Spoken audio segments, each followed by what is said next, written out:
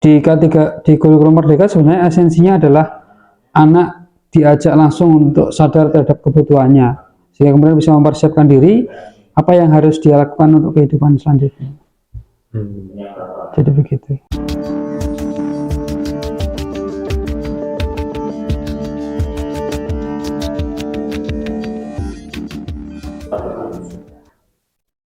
Assalamualaikum warahmatullahi wabarakatuh. Waalaikumsalam warahmatullahi wabarakatuh. Alhamdulillah, kita kali ini lanjut ke podcast berikutnya. Kita hari ini dibersamai dengan Ustadz Budi. Ya. Sehat, Pak? Alhamdulillah, tetap semangat luar biasa. Ya. Oke, kali ini karena beliau ini punya tugas dan tanggung jawab di MA Miftahul Najah sebagai wakil kepala bidang kurikulum ya Pak? Ya, kurikulum. Kita ingin tahu lebih banyak kaitannya dengan masalah kurikulum ini, terutama ya yang sedang in atau sedang dipakai atau digunakan ya kurikulum untuk saat ini ya, kurikulum Merdeka ya. Walaupun itu belum semuanya kepake ya.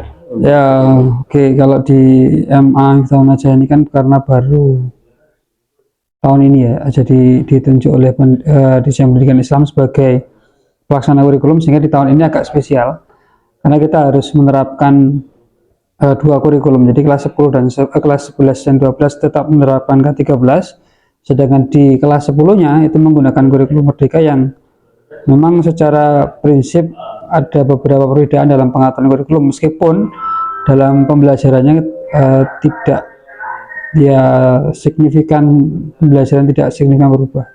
Hanya di pengaturan saja sebenarnya. Belum semua kelas berarti? Ya, belum semua kelas. Jadi hanya kelas 10 saja yang menerapkan kurikulum Merdeka. Tetapi sebenarnya internalisasi nilai-nilai di kurikulum Merdeka itu sudah ada di K13 atau sudah selama ini diterapkan di madrasah. Berarti bukan kurikulum murni, kurikulum baru ya? Ada atau melengkapi sistemnya kurikulum secara prinsip kan sebenarnya kurikulum Merdeka itu kalau dari kebijakan kan sebagai sebuah tantangan adanya semacam learning loss di waktu pembelajaran di masa pandemi COVID-19. Cuman ketika di MA sebenarnya values-nya atau nilai-nilainya itu sudah ada, karena penerapan nilai-nilai kehidupan dan lain sebagainya sudah masuk dalam visi misi kita. Jadi visi misi di MA itu kan generasi terwujudnya generasi Qurani unggul dalam ilmu pengetahuan dan teknologi serta berwawasan lingkungan. Nah, di kurikulum Merdeka sebenarnya esensinya adalah anak diajak langsung untuk sadar terhadap kebutuhannya, sehingga kemudian bisa mempersiapkan diri apa yang harus dia lakukan untuk kehidupan selanjutnya. Jadi begitu. Mungkin sebagai orang awam ya, karena pemirsa kita itu nanti kan banyak orang tua ya, orang tua wali murid. Memahami kurikulum itu harus seperti apa? Apa ini acuan untuk siswa dalam melakukan proses pembelajarannya? Kemudian apakah di situ antara porsi teoritis dengan praktek itu ada persentasenya atau enggak? Oh iya. Oke, terima kasih. Jadi kalau untuk di Merdeka ya lanjut ya. Baik, kemudian kalau secara prinsipnya untuk pengaturan pembelajarannya tentu antara K13 dengan kurikulum Merdeka berbeda. Tetapi sebenarnya secara prinsip tidak berbeda, cuman pengaturannya kalau di kurikulum 13 itu ada penilaian atau jadi semacam dipisah. Jadi pengetahuan, keterampilan dan sikap itu kemudian punya wilayah tersendiri atau rumah atau kamar-kamar tersendiri. Sedangkan di kurikulum Merdeka itu diwujudkan malah lebih dikristalkan lagi. Jadi artinya anak dilibatkan langsung bahwa oh ini kegiatan yang sifatnya untuk pengembangan sikap, oh ini digunakan untuk pengembangan keterampilan, oh ini untuk pengetahuan dan sebagainya. Tetapi ketika nilai akhirnya itu akan jadi satu, profil anak itu akan bagaimana, sehingga untuk di kurikulum Merdeka itu rapotnya juga akan ada dua rapot, yaitu rapot nilai akademik dan satu lagi adalah nilai rapot untuk proyek penguatan profil pelajar Pancasila dan profil pelajar rahmatan lil alamin. Jadi dua rapot. Nah, meskipun nanti juga di rapot yang kedua yang P5 P2RA itu isinya bukan berupa angka tapi berupa deskripsi tentang anak itu apakah ketika menjalankan proyek sudah sesuai dengan yang dirancang oleh madrasah atau sekolah atau tidak, seperti itu.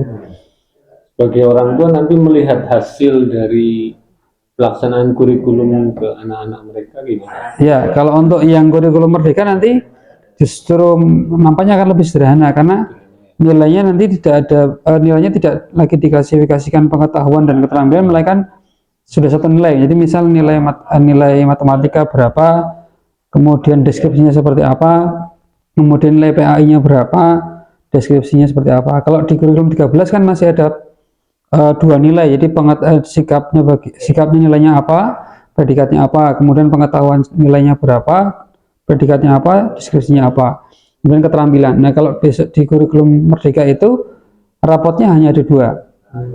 Jadi rapot pembelajaran intrakurikuler yang nanti akan ada pelajaran umumnya itu, dan yang kedua adalah rapot project P5 P2RA. Tetapi untuk rapot project rapot P5 P2RA itu hanya akan diberikan setelah selesai semua. Jadi kalau di MA itu kan projectnya ada 3 atau mengambil sekitar 20 sampai 30% total alokasi belajar anak selama 1 tahun. Nah, itu nanti rapotnya akan diberikannya di akhir tahun, jadi tidak diberikan di semester. Jadi nanti semester 1 tidak menerima rapot P5, tapi nanti selesai di tahun ajaran 2023-2024 itu baru anak akan menerima, oh untuk rapot P5 P2RA nya seperti ini. Jadi secara prinsip begitu. Mungkin selanjutnya kita ingin lihat nih ya, pelaksanaan kurikulum di MA Miftahul Najah seperti apa? Oke, jadi ya kalau tentunya sekarang masih dalam proses, jadi maksudnya kita terus mengupayakan, kita terus belajar dan sebagainya, merancangkan, karena juga termasuk hal yang baru gitu, untuk penataan. Karena perbedaan antara K13 dengan kurikulum merdeka itu kan letaknya, kalau di kurikulum K13 jam setiap mapel sudah ditentukan. Jadi misal PAI mata pelajaran akidah akhlak 2 jam, matematika 3 jam, bahasa Indonesia 4 jam. Tapi kalau di kurikulum merdeka tidak. Jadi yang ditentukan adalah jumlah jam selama 1 tahun itu sejumlah sekian. Misal setahun 128 dan sebagainya. Sehingga sekolah itu punya kewenangan untuk mengatur dalam 1 minggu itu anak akan belajarnya berapa jam. Nah, sehingga di situ kita mengambil dalam rancangan itu untuk pelajaran intranya 1584 jam pelajaran. Nah, kemudian diambil untuk project P5 P2RA yang itu 25%. Jadi kita mengambil sekitar 326 jam, yang itu kita bagi dalam 2 bentuk jenis P5. Jadi yang pertama untuk 2 project nanti akan sifatnya blok, itu di bulan ini, bulan September kita sudah mulai, pekan terakhir bulan Agustus, kemudian 2 pekan awal di September. Itu project yang pertama, itu sekitar 100 sekian jam. Kemudian nanti di bulan November kita akan ada project lagi, itu 100 jam juga. Kemudian di bulan atau di semester genap nanti akan ada 1 project lagi, yang itu kita kolaborasikan dengan sistem pembelajaran yang reguler. Artinya selain yang blok, anak-anak juga ikut yang reguler, yaitu mapel kewirausahaan. Jadi nanti bloknya hanya 2 pekan dan lain sebagainya. Nah, sedangkan ketika anak-anak P5 P2RA itu, maka pembelajaran intranya tidak ada. Jadi anak-anak akan kembali ketemu lagi dengan mata pelajaran intra di luar P5 itu setelah selesai dengan proyeknya. Jadi setelah di bulan September bulan kedua, maka akan ketemu lagi dengan P5 P2RA. Kalau mata pelajaran nggak ada pengurangan penambahan? Tentunya ketika jamnya berubah, maka ada beberapa mapel yang dia dikurangi. Jadi misal begini, bahasa Inggris yang dulunya kita mengalokasikan di K13 itu 3 jam, maka di tahun ini kita hanya 2 jam. Tetapi kemudian untuk yang 1 jam itu kita kuatkan dengan P5 P2RA nya, anak punya kompetensi bahasa Inggris. Di sana ada semacam hidden kurikulum yang kemudian ditampilkan bahwa ya memang secara intranya berkurang, cuma nanti penguatannya di P5 P2RA. Jadi intinya sebenarnya secara prinsip sama, cuman pembagian jam dan pengaturan yang berbeda-beda. Begitu. Ini kembali ke kata kurikulum merdeka. Esensi kata merdeka ini sebenarnya apa? Ya, ini yang mungkin sering didiskusikan di teman-teman gitu. Nah, kalau secara prinsip justru merdeka itu guru punya kemerdekaan untuk mengatur. Karena kan tadi misal kita contohkan mata pelajaran IPA atau apalah, jumlah jamnya hanya 2 jam atau 3 jam setiap pekan. sedangkan materinya sangat padat. Maka tidak semua materi akan disampaikan ke anak. Materi yang esensial yang mana yang kemudian dipandang penting dan itu berguna untuk kehidupan dia selanjutnya. Artinya guru punya kemampuan untuk mengatur itu secara mandiri. Artinya guru tidak lagi kemudian diberikan apa ya istilahnya beban harus melaksanakan ini 5 bab atau 10 bab, enggak. Tapi diberikan keleluasaan untuk waktu yang sedemikian singkat. Misal asumsi kita ya 14 kali pertemuan lah. 14 kali pertemuan selama 1 semester itu kira-kira materi yang realistis untuk disampaikan ke anak berapa? Misalkan hanya 2 atau 1 bab, tapi mendalam. Jadi tidak semua materi disampaikan. Artinya disitulah kemerdekaan guru. Yang kedua, kemerdekaan di tingkat siswanya adalah siswa dilibatkan langsung. Nah, di P5P2R ini kan ada tahap-tahapnya, mulai dari pengenalan, kemudian refleksi, pengenalan, kemudian konseptualisasi, kemudian aktualisasi, dan terakhir adalah refleksi. Jadi di awal anak dikenalkan, oh proyek yang mau diambil seperti ini. Nah setelah anak itu kenal, maka kemudian dia membuat sebuah konsep. Kira-kira apa yang mau saya kerjakan berikutnya. Nah disitulah letak kemerdekaan anak. Jadi anak diberikan keleluasaan untuk dia menentukan akan seperti apa bentuknya, akan bagaimana karyanya, akan produknya seperti apa. Nah setelah selesai merancang tentang konsepnya, rancangan kegiatannya, maka di tahap aktualisasi anak melaksanakan itu yang mereka rencanakan sendiri. Jadi guru di sini hanya sebagai, bukan hanya, ini sebagai fasilitator, sebagai pendamping. Artinya anak merdeka sekali untuk menentukan tema-tema apa kegiatan yang akan dia gunakan. Nah kemudian di tahap akhir guru membimbing anak atau siswa untuk kemudian melakukan refleksi kegiatannya. Kira-kira apa yang sudah dia lakukan itu, mana yang perlu dievaluasi, atau mana bagaimana tingkat keberhasilannya, bagaimana kelemahannya, bagaimana kekurangannya. Itu di situ letak kemerdekaan anak dan sebagainya.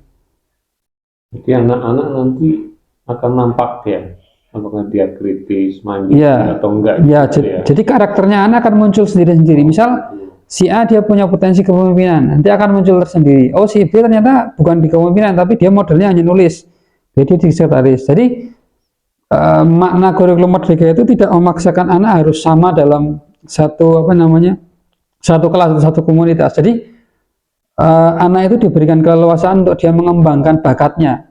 Jadi misal bakat dia di bahasa Inggris atau bakat dia di kepemimpinan, maka itu akan dimunculkan dan terus-menerus akan diupayakan. Maka esensi di kurikulum merdeka seperti itu. Terakhir barangkali output dari kurikulum merdeka itu nanti sebenarnya apa gitu?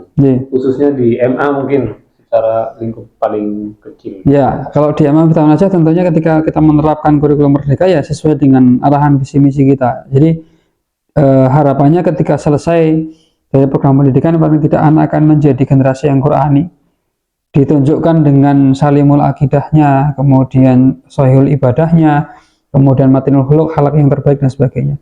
Kemudian punya keunggulan di bidang teknologi. Artinya tidak hanya cakap secara teoritis, tapi aplikatif dan praktis anak-anak punya keunggulan. Kemudian yang berikutnya adalah memiliki sikap kritis atau sensitivitas terhadap kebutuhan masyarakat tentang pengelolaan sampah, menjaga lingkungan dan sebagainya. Sehingga dari ketiga hal tersebut bisa mewujudkan insan yang rahmatan lil alamin, memberikan rahmat bagi semesta alam, memberikan kebaikan bagi semua manusia dan sebagainya. Jadi arahnya seperti itu. Dan sebenarnya di kurikulum merdeka itu secara prinsip sudah dilaksanakan di MA tahun aja. Cuman ketika ini sudah ada ketika ada panduannya, ada konsepnya, maka kita semakin percaya diri, semakin mengkristalkan bahwa ya program MA tahun aja ini secara tidak langsung sudah mengaplikasikan, sudah mencerminkan kurikulum merdeka seperti itu. Terakhir nih, paling terakhir, jika anak-anak selesai, bagaimana sikap orang tua nanti jika anak-anak pulang gitu? Ya. Efektivitas kurikulum merdeka yang diterapkan di MA ini kemudian ketika mereka pulang gitu, supaya lebih tetap efektif gitu hasilnya. Ya, anak itu kan tentunya adalah seorang anak. Jadi lagi-lagi yang kita didik, yang kita bina ini kan seorang anak yang tentunya meskipun mereka punya idealitas, meskipun mereka punya potensi yang luar biasa, tetap harus membutuhkan pembinaan. Nah, tetapi proses pembinaan yang diberikan itu harus barangkali berdasarkan dengan pola-pola yang kita lakukan. Jadi apa nih?